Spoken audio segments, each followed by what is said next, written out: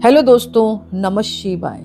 दोस्तों, पुत्रदा एकादशी का व्रत आने वाला है जो कि 2025 में पड़ रहा है आपका 10 जनवरी शुक्रवार के दिन उदय तिथि में। तो आपको सर्वप्रथम तो पुत्रदा एकादशी की बहुत बहुत शुभकामनाएं, बधाई। अगर आप व्रत रखती हैं तो उदय तिथि का रखें जो कि 10 जनवरी 2025 शुक्रवार को पड़ रहा है।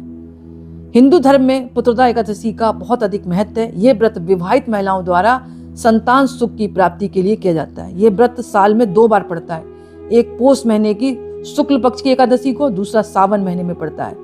इस दिन भगवान विष्णु की पूजा की जाती है। माना जाता है इस दिन व्रत रखने से संतान की प्राप्ति के योग बनते हैं। संतान है तो संतान के जीवन में उन्नति, तरक्की होती है, दीर्घायु होती है, संतान का जो स्वास्थ्य है वो अच्छा रहता है। इस दिन जो है भगवान विष्णु की पूजा करनी चाहिए, साथ में माँ लक्ष्मी के। इससे संतान सुख प्राप्त होता है, पापों का नाश होता है और मोक्ष की प्राप्ति होती है। पारिवारिक सुख शांति के लिए व्रत रखा जाता है। संतान के उज्जवल भविष्य के लिए व्रत अत्यंत ही फलदायक है। अब 2025 में जो एकादशी व्रत है, जैसे कि मैंने बताया, उदय तिथि में 10 जनवरी को आपको इस व्रत को रखना चाहिए। इस दिन करें क्या? चौकी स्थापित करें भगवान विष्णु की प्रतिमा माँ लक्ष्मी के साथ, तो उसको रख दें लाल वस्त्र बिछाकर और उनको पीले वस्त्र अर्पण करें, पीली मिठाई अर्पण करें, पीले फूलों की माला अर्पण करें, माँ को कमल का पुष्प अर्पण करें।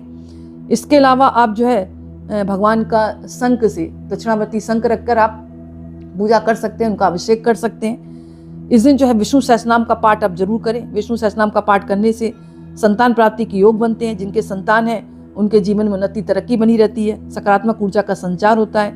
इस पाठ को करने से सभी दोषों का निवारण होता है। इसके अलावा जिनके संतान नहीं है उनको इस बात का ध्यान रखना है कि व्रत का संकल्प करने के बाद माता तुलसी की पूजा जरूर करें और तुलसी की ही माला से आपको एक मंत्र का जाप करना है और भगवान विष्णु से प्रार्थना करनी है कि हमारे घर में संतान प्राप्ति के योग बने। तो शीघ्र ही संतान प्राप्ति के योग बनते हैं। मंत्र है इस प्रकार, लेकिन तुलसी की माला से ही आपको इस मंत्र का जाप करना है। ओम देव की सुत गोविंद वासुदेव जगतपते देहि में तन्यम कृष्ण त्वामहं शरणम गता। एक बात का ध्यान रखना है, इस व्रत को पति पत्नी दोनों को रखना चाहिए। ये नहीं कि पत्नी ने रख लिया पति ने नहीं रखना, क्योंकि 11 को यही कहा जाता है कि जोड़े से रखना चाहिए। जैसे कि इसकी संख्या में आता है 11, तो हमेशा जोड़ों से रखें, इस बात का आप ध्यान रखें। और तो इस मंत्र का आप जाप करें, जो मैं बता रही हूँ दोबारा लिख लें आप, वैसे सभी को पता होगा। ओम देव की सुत गोविंद वासुदेव जगतपते देहि में तन्यम कृष्ण त्वामहं शरणम गता। हो सके तो आप पीले वस्त्र धारण करके पूजा करें, शीघ्र ही संतान प्राप्ति के योग बनेंगे।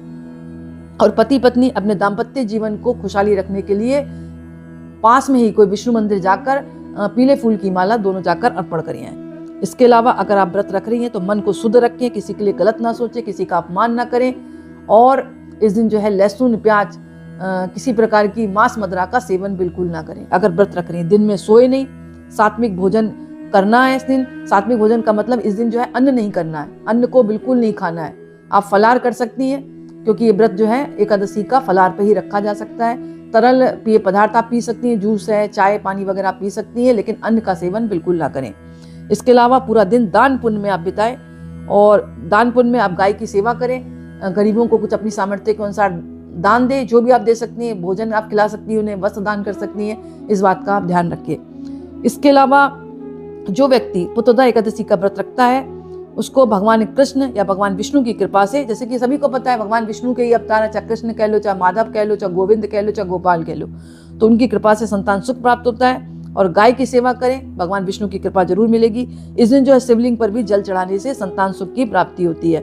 और मन को शुद्ध रखकर और श्रद्धा भक्ति विश्वास के साथ अगर आप पुत्रदा एकादशी का व्रत रखते हैं तो संतान के जीवन में उन्नति, तरक्की होती है। संतान है और संतान अगर नहीं है तो शीघ्र ही संतान प्राप्ति के योग बनते हैं। दाम्पत्य जीवन सुखद रहता है और नौकरी और व्यापार में भी आपकी मतलब बरकत होती रहती है। इसके अलावा इस दिन जो है आप हल्दी की गांठ की माला भगवान विष्णु को अर्पण जरूर करें। अपनी मनोकामना बोलते हुए एक पीला सूत्र लेकर उसको केसर से या हल्दी से रंग कर अपनी मनोकामना बोलते हुए माता तुलसी की जड़ों में आप मतलब बांध सकते हैं। कहा जाता है शीघ्र ही मनोकामना पूर्ण होती है।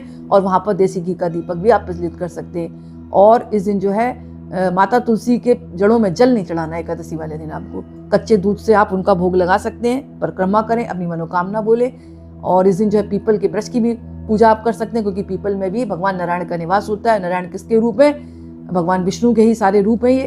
तो आप वहां पर भी परिक्रमा करते हुए पीला धागा बांधे, अपनी मनोकामना बोले और उनकी जड़ों में भी आप जल आप चढ़ा सकते हैं, लेकिन तुलसी माता में आपको जल नहीं चढ़ाना है। और भगवान विष्णु की पूजा में, उनके भोग में आप सभी को पता है कि तुलसी अर्पण की जाती है।